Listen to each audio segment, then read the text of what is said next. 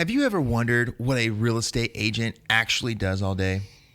It is more than just drinking coffee and unlocking doors.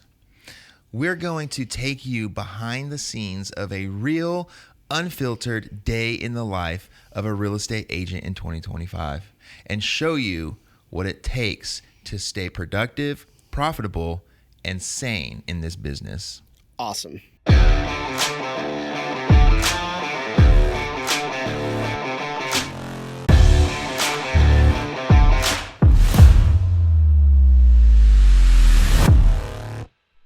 Welcome to the Open Books Podcast, where we discuss all things real estate, helping you take the road less traveled to real estate success. I am your co-host, Curtis Haddock, alongside the magnificent Casey Tudor. Good morning, Mr. Tudor. Good morning. How are you today? I'm doing great, man. What you got for us today? Well, it's funny that this is our topic because this is something I don't always think about, that I often think about, especially as new agents get into the industry. You know, whenever I never considered real estate because what I thought they did or didn't do, I didn't know. So I just assumed you had to bake cookies and make your flyers and get the little banners that go outside. No, I do not. No, you do not. What? So that's kind of what I thought about it. And I heard it was really hard to get into. It was really competitive. But I did know it was a big opportunity. And once I met you, you kind of, painted a picture for me to help me understand what it would be like more on a daily basis. And that's whenever I jumped into it. And, here we are. So, Curtis, tell me what do we do every day? Well, nothing. We drink coffee and, That's right. and unlock doors. And unlock doors. And we do put signs in yards too every once in a while. No, okay, let's be serious. Okay, so there's a few things that we're going to go over today. The first one is just time management and what we do and what we have to, how we manage our time and what we and why that's even important. Right. Because there's so much to a productive day that people don't realize. It's the work that, I thought about this a couple weeks ago that when I was talking to a client and I get where they're coming from, but they want us to get paid based on the amount of hours that we put into their transaction only, right? Because we might have a transaction that goes really smooth, it's easy, there's not a lot of stuff that comes up. And then we have another transaction that might take 3, 4, 5 times as long, but we still get paid the same, percentage, okay?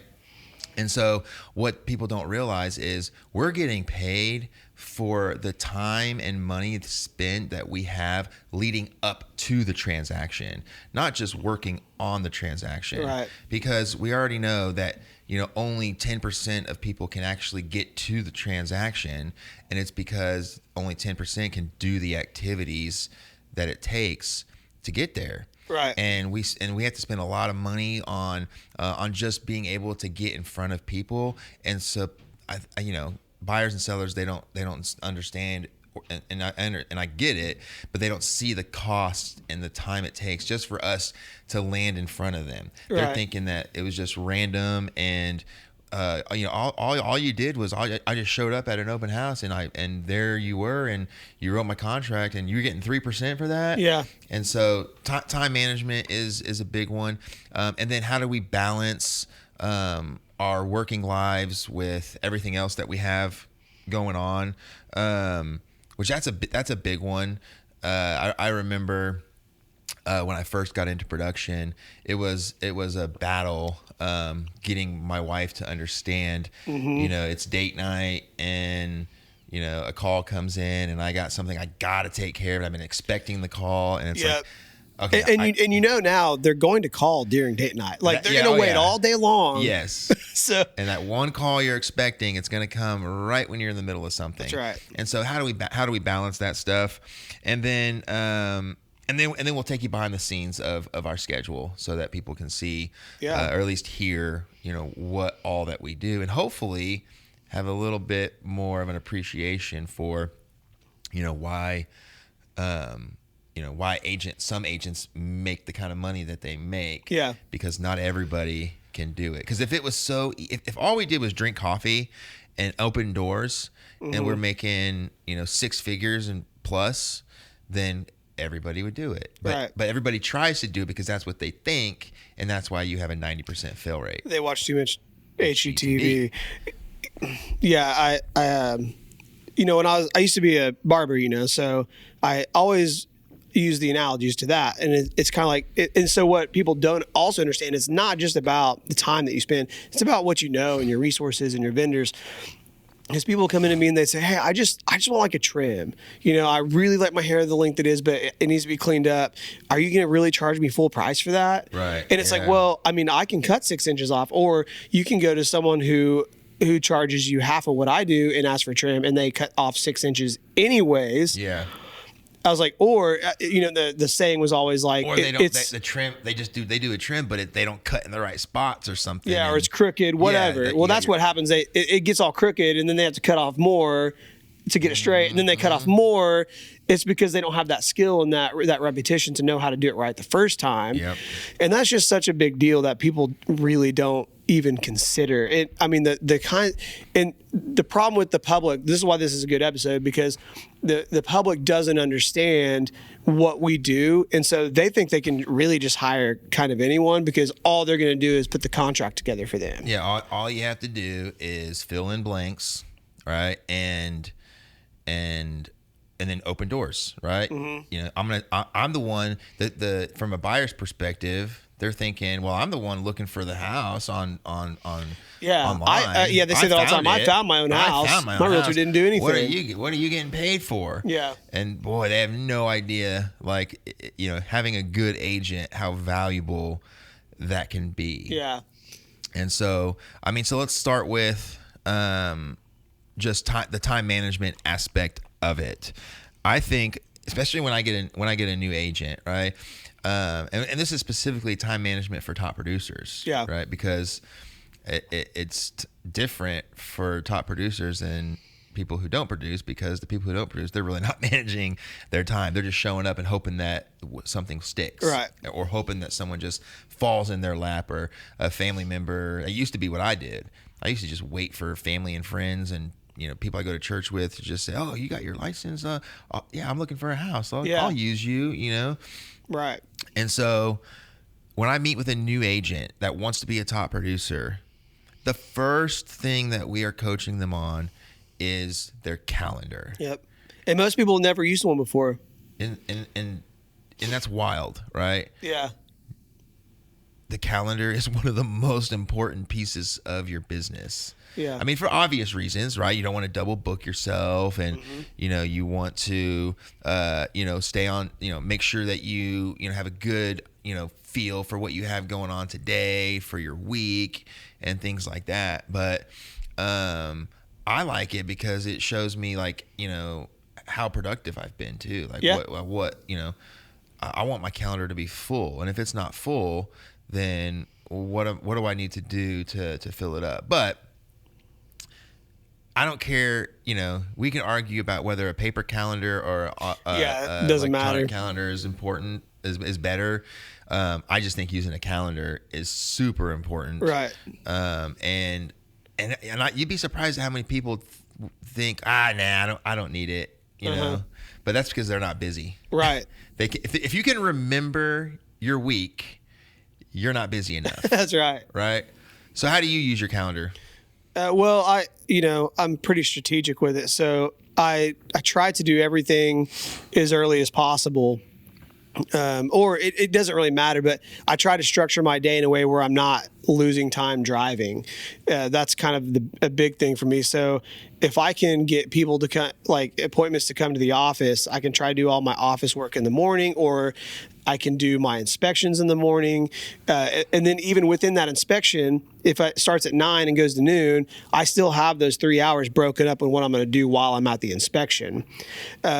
And then after the inspection, now I've made all my calls, I've updated all my listings, and got the inspection done. And now I can go show houses or come into the office and work with my agents.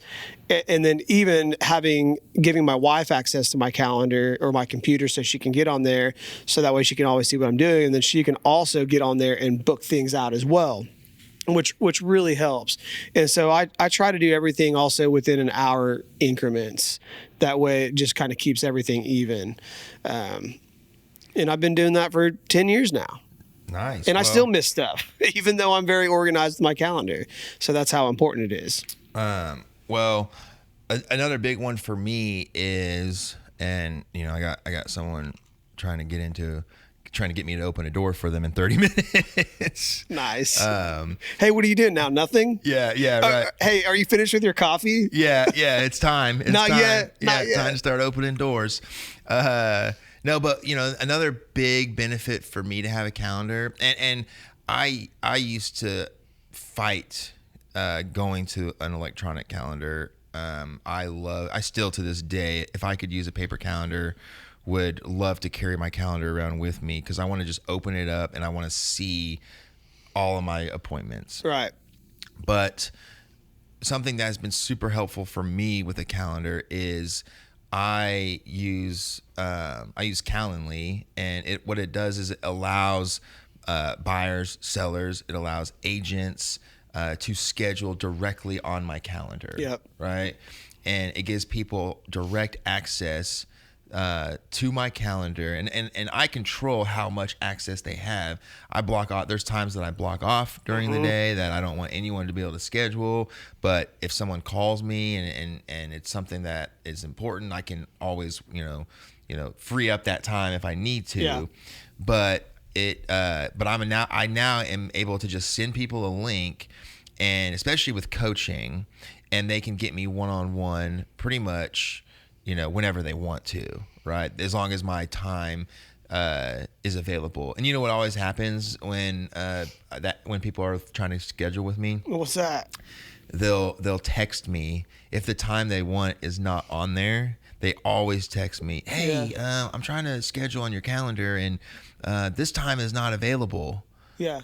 You said you're always available. It's like, well, that's just something I say. Yeah. No, I mean that's not even what it is. They're not saying that you're saying you're always available. They're just always like, is there any way you can meet on this day at this time? And I'm just like, well, is it available on my calendar? Then that means I'm booked. That means I already have something. Yeah. So is this one so important that you want me to reschedule what I already have? Yeah. And go. Well, that would be trouble? nice. Sure. Yeah. For me, yeah. Depends on who it is, right? Yeah. The other thing that's nice about time blocking and keeping your schedule is it's really hard to be present even for your personal time, like not to mention your family, but even just getting a moment to yourself. And I think it's something I learned a long time ago, which I don't always honor. More in the evenings I can do this, but it's your bookend. So it's like you can control what happens when you wake up and before you go to bed. And so whether it's meditating or reading or working on your craft, watching the shows that you want to watch, those are your bookends to your day, and you have more control over that, because once the day gets going, that's when the fires need to be put out and things are happening and reschedules are happening. So that's nice. But then also having time to say, okay, well, I'm going to take my kids to do this from 4 to 6. So from 4 to 6, I'm not booking anything else, and I'm going to do my best to be present with my kids. So instead of just trying to figure out when you're going to be available or when everything slows down, you just schedule it, and that makes things so much easier. I think that it does, and it alleviates stress. It's almost like making a list when you have a lot of stuff to do and you just write your list down. Same thing with your appointments and your calendar.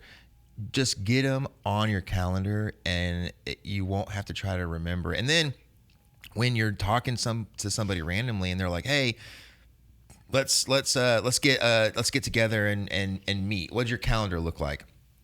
I get people all the time when they're like, and they say, "Well, let me go look. I have to look at my calendar and then see. I don't know if I'm available or not." And it's like, shouldn't your calendar be in front of you at That's all the worst, times? man. Like, you're just likely to forget. Yeah. How do you not have your calendar in front of you, at least, or have access to pull it up quickly?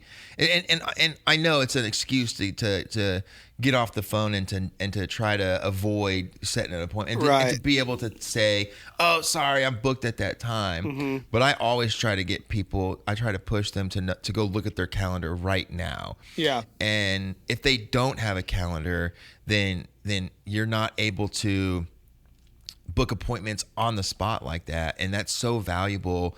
For you as a business owner, you want to get people to book right now. So then you need to make sure that you're available to book immediately. Right. And to your point, time blocking is so important with everything. I put everything on my calendar. Yeah. Like you said, the time with your kids, whatever event you're going to. Like if I'm taking my kids to a movie on a Saturday at the movie theater, I put it in my calendar. Oh, yeah. You know? I need to know what I have going on that weekend, because I'll get requests sometimes like, hey, what do you got going on this weekend? Is there any way you can do XYZ? And look, sorry, no, I'm already booked. Right. You know, prospecting time. We do what's called Power Hour every single day to prospect for your business. And really, that should be prospecting for new business. That shouldn't even be just your follow-up time. So for at minimum of 1 hour a day, I guarantee if people do that 1 hour a day, prospect for new business, their life would change. Even if you followed our what we do on those days, like, so if Mondays you just followed up, and then Tuesday you set your open houses, Wednesdays you did your FISBIS, Thursday, just those activities. You just did those activities. It would change your business. It would change your business. Yeah, absolutely. 100%. And it's, I mean, it's a blueprint ready to go, really. Yeah. But if you can learn how to do your prospecting even on open house day when you've scheduled your open house, because that should only take a few minutes anyway. It shouldn't take that long. So the follow-up actually over time is going to be the hardest part, because as you build your pipeline, you're going to have so many people to follow up with that it's going to take longer than an hour. And so if you start using your follow-up time as part of your prospecting time, you're going to miss out on a day of prospecting because of follow-up. Something else is my do not disturb on my phone when it comes to time management. That has been a game changer, because I have the I don't know if you want to call it a habit, a mindset, or whatever, that when I know something is there and needs to be done, I can't stop thinking about it until I get it checked off my list in some cases. Yeah. So if I am at home and let's say you call me, right? And I see that you call and I see that you left a voicemail. I won't be able to stop thinking about it until I check that voicemail and see what it is I need to do. Is this a big problem? Is it, even if it's a small problem, like what does Casey need right now that he called me at 7:00 at night, right?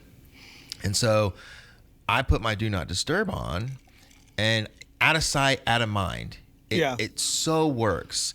And I have no idea who's trying to reach me. I have no idea who's sent me a text, who's left me a voicemail.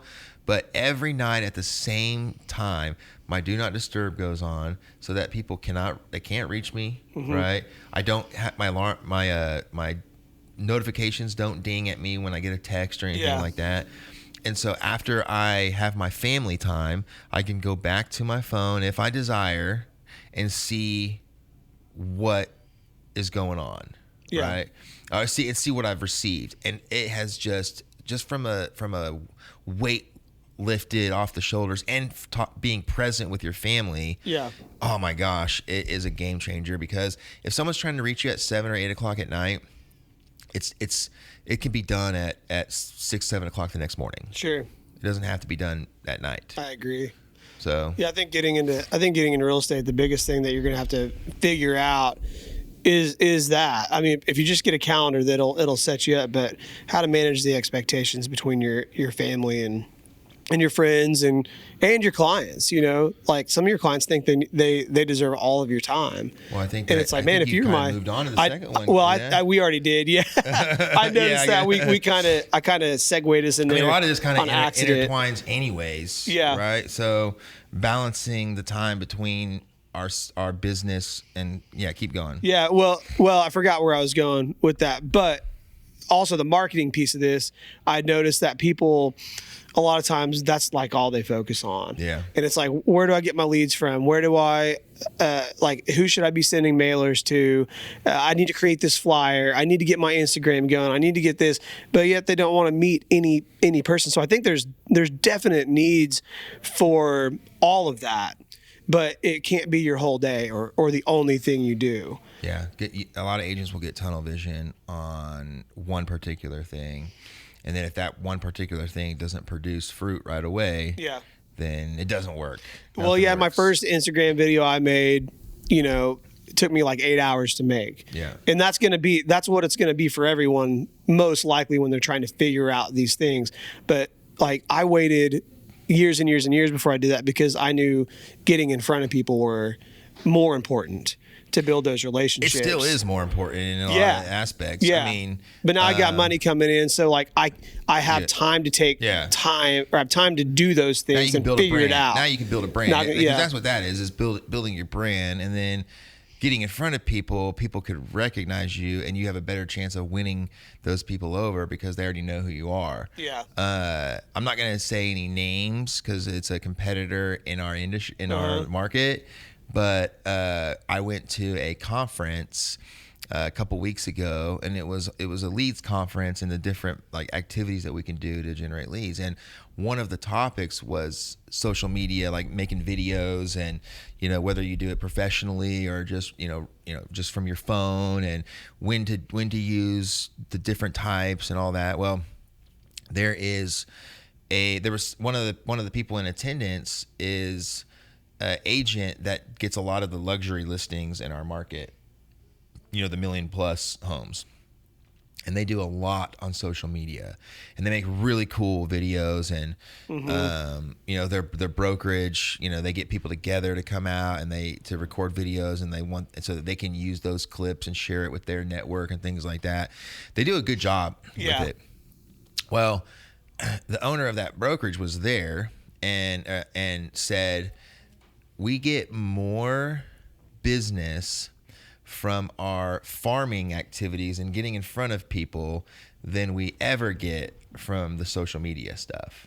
Right. The social media stuff is more brand awareness. Right. And you got to think too, when you're trying to go prospect for new business, social media, I know we're getting off topic And it's hard not to when especially especially when you're talking about marketing.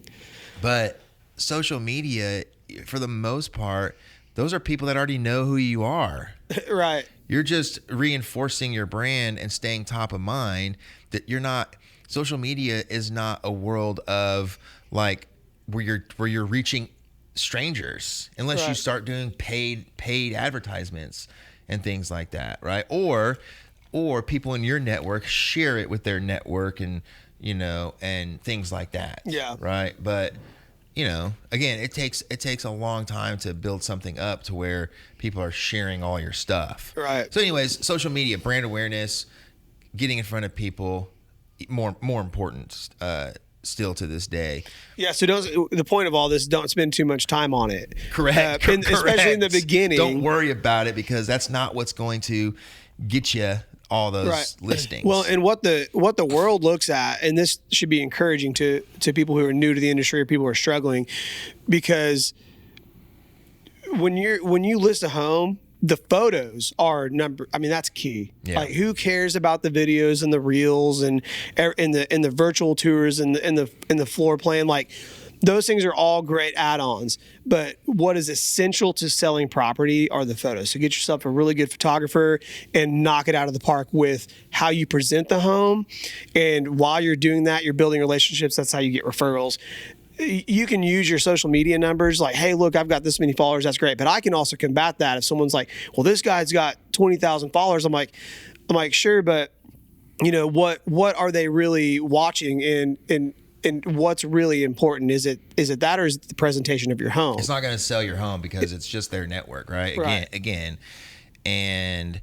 But to that point, I was going to say that if you can build a following on social media and you do a bunch of social media, just like agents, their perception is we got to do more of that.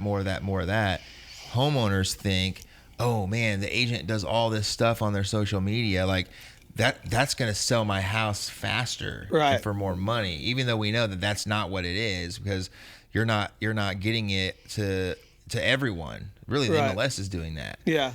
But it can help you win listings because of the homeowner's perception. It's the same thing as an open house. It's like, that's not really what sells the house. Right. You know, but it is kind of going, I wouldn't say going above, but it's doing the little extras and just setting that expectation of like, hey, this isn't going to sell the house, but it can, and it can help. But the homeowner thinks that it's going to. Right. Right. And for sure. So, but yeah, finding that balance is crucial. But it goes back to time blocking. Yep. And using your calendar, because and then you got to stick to it. I mean, those time blocks have got to be sacred, especially when you're talking about your family time. Yep. Right.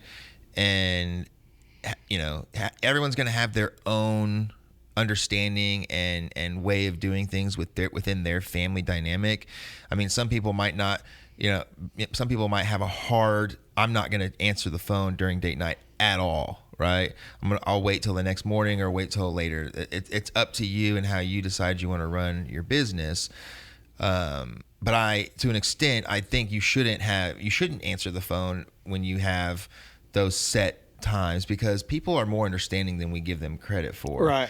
You know, they're not our only client. They're not the only people that we're working with. We have families. We got other things we have to do. And I always set the expectation when it comes to that kind of stuff. I tell all of my people, whether it's an agent or buyer or seller, hey, my do not disturb goes on at 6:00. You feel free to reach out to me, and I'll get back with you after I put my kids to bed. Mm-hmm. You know. And if not, I'll get back with you first thing in the morning. Right. And if it's an emergency, then you know how to get through, you know? Yeah. And so I just set the expectation and I stick to those time blocks. And, one example I'll use real quickly when it comes to sticking to time blocks is, and this is hopefully will help agents understand that you can dictate and control your own schedule. Yeah. Right. You have a showing for a $1 million property on Friday at 1:00. Yeah. Okay. You get a phone call today. Okay. And it's for a listing on a $300,000 property. And they say, hey, can you come look at my house? I want you to list it. Are you free on Friday at 1:00? Yeah. What are you going to say to that person if you're showing a $1 million house and you don't have a team, right? You don't have any of that stuff. It's just you as an independent. I'm going to say, is there any way that we could do 12 o'clock or 2 o'clock? Yeah. Or is there any other time that works for you? I have a prior obligation. Yeah, right? and I try to ease that blow too. Usually, you know, we teach give options. So, hey, does 12 or 2 o'clock? Or hey, look, Saturday, man, I'm actually wide open. So you name the time on Saturday, I'm there. Yeah. And that kind of is like, oh, he's available for me. He's not just trying to push me off. Right. But I'll start with the 12 or 2. Sure. Yeah. And then again, I'm being efficient. I'm going to this house to this house, not going to this house, driving home, or back to the office, then going here. Yeah. That's just a nightmare. And sometimes you can't control that, but if you can, definitely do. But the point is that you're going to easily tell them you got a prior obligation, right? You got to treat your family time the same as if it's $1 million showing. Right. You got to treat your prospecting time as if it's $1 million buyer, and to the point where if $1 million buyer wants you to show them a property at 9:00 tomorrow, but that's your prospecting time, your first reaction should be, I already have an appointment. Mm-hmm. Can we do it later in the day? Or I'm open the following day, whatever you want to say. Let them say, man, that's actually the only time. If that's the only time that works for them, then I would say, okay, go do the money-making activities over the prospecting, right? But you've got to learn how to manage and control your schedule for your business. Yeah. Well, that kind of gets us into the next section too, of what does this schedule actually look like? What'd you just say? I forgot what I was going to say. I was talking about time blocking and how you've got to hold all that time sacred, right? Like, if $1 million buyer wants to look at a house tomorrow during your prospecting time. Yeah. What I was going to say is, if you don't treat your family that way too, then your wife will leave you and take your $1 million. So that $1 million client doesn't even matter, does it? I mean, but seriously, if you can't manage your time and give some love to your family and respect them as well. Like you're gonna have problems. As a top producing agent yourself, Casey, would you say that every day is the same or every week looks the same? Yes and no. But I will say this about the calendar. If your calendar is empty today, and this is not a direct, like this is not an exact science here, but if your calendar is empty today and in 3 months from now, you will not have a paycheck on that day. And that's just like a philosophy or a theory to think about. If your week is completely full of appointments this week, in 3 months you will be making money that whole week. Yeah. Because because what you do now pays you in 3 months, 6 months, or even a year or two.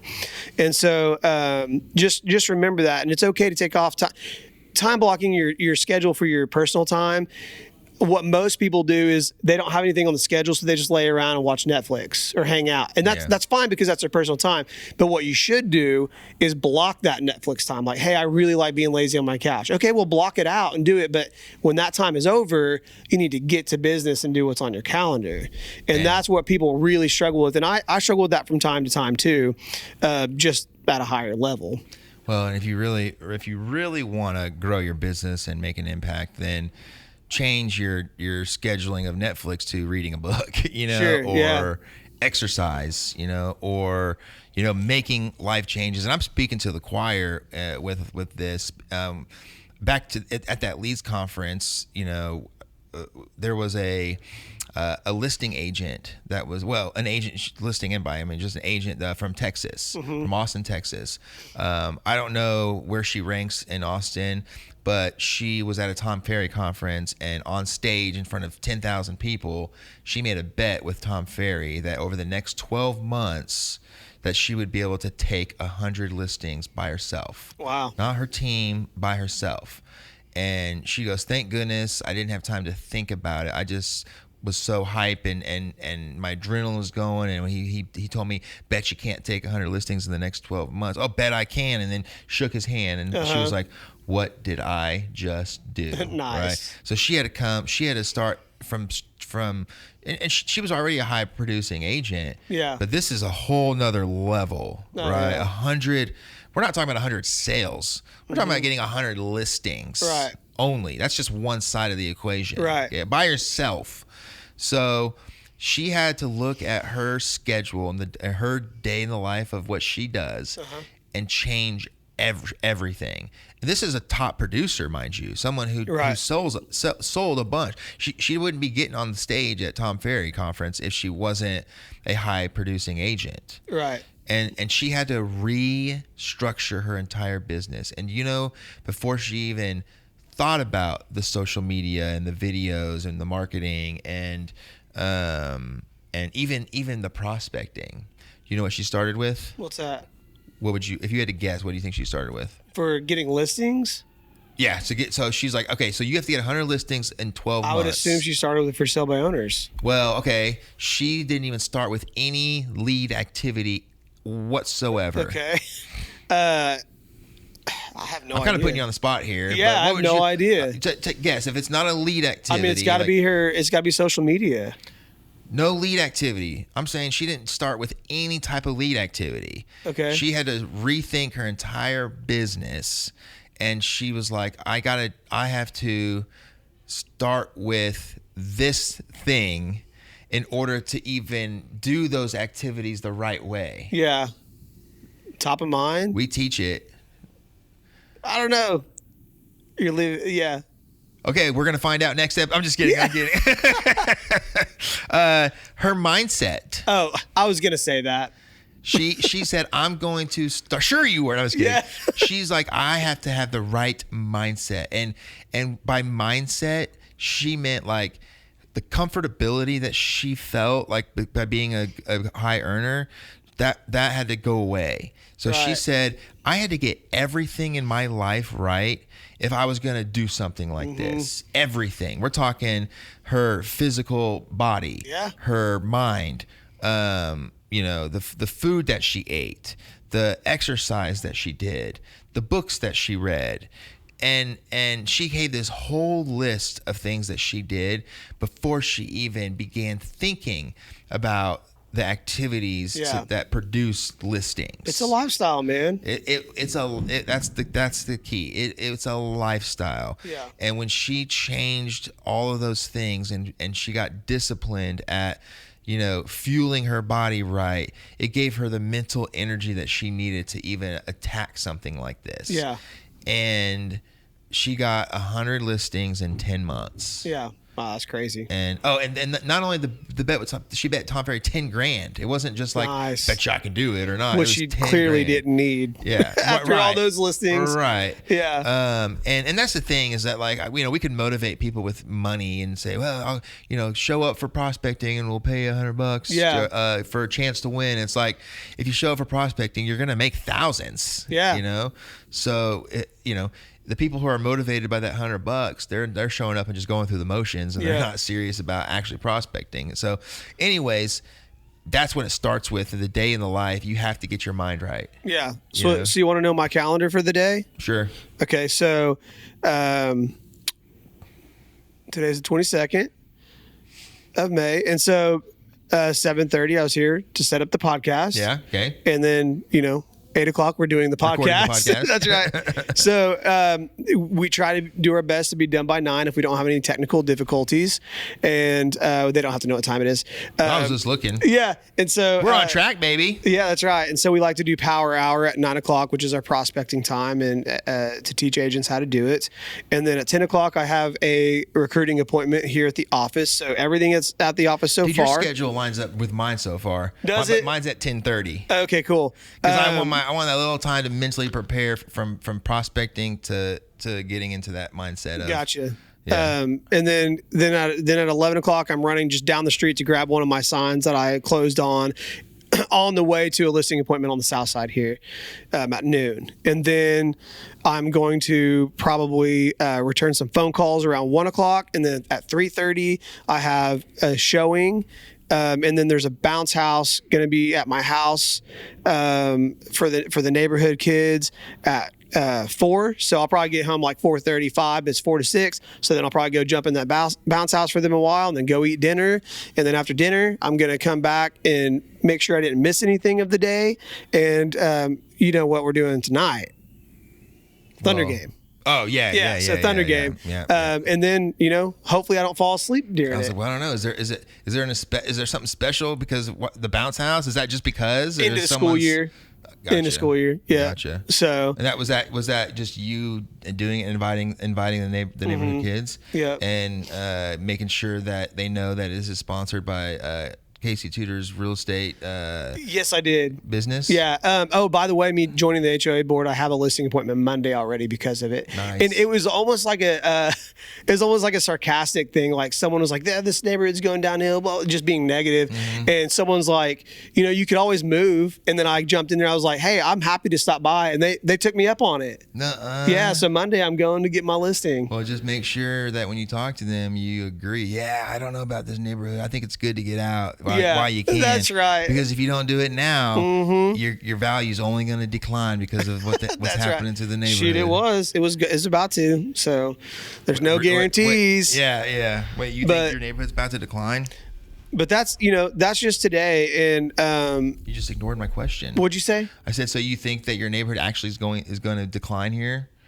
Just because of the market, or because of whatever's going on in your neighborhood? I think they're going to move anyways. I think.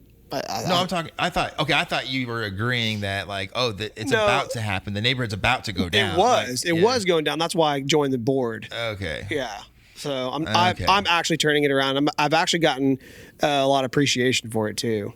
Nice. So, anyways, join your HOA too, and enjoy that nightmare. Yeah.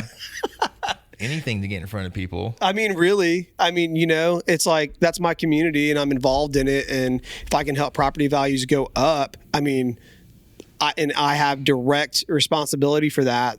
Surely I'm going to get business out of it, Yeah, for sure. But especially if they know that what your business is, Yeah. and I've got listings in there right now too, so that people know. But so Friday, and you should probably have listings in your neighborhood if you live there. There really shouldn't be a reason you don't. But Friday is going to be just as busy. Saturday, I've got my band is recording most of the day.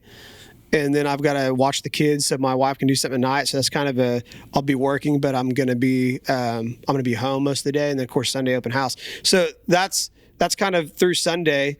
And right now I've got, I'd say if your schedule can look like that, I've got 9 houses under contract right now. So, not too shabby,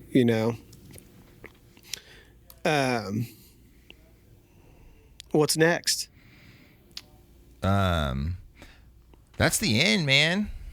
Yeah. Well, the recap is simple here. Basically, we just talked about time management. What are top producers doing? How do you balance your client? How do you balance your marketing and your life and literally everything? As we said, it's a lifestyle. And then, what was behind the scenes of a schedule, which we just kind of went over. And that's just my schedule. Everyone's look a little different, but it's still pretty much the same. So as we come to an end, I just want to thank you guys for listening. Please like, subscribe, and comment. Click the bell for future notifications. Let us know what you thought about this episode, and we will see you next week. Signing off, I'm Casey Tudor. This is Curtis Haddock, and that's it. See you guys later.